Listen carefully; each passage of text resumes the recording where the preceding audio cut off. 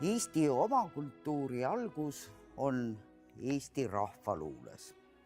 Seda oma kultuuri kandsid edasi ajalehed, eestikeelsed ajalehed, seda levitati läbi seltsitegevuste, kuid kõikidest ajakirjanduses antud õpetustest ja seltsis loodud ühistegevuse baasist oleks vähe olnud, kui inimesi oleks koos hoidnud hingeline side ja vaimusuurus. Ja selle hingelise sideme ja vaimusuuruse andis eestikeelne kogudus.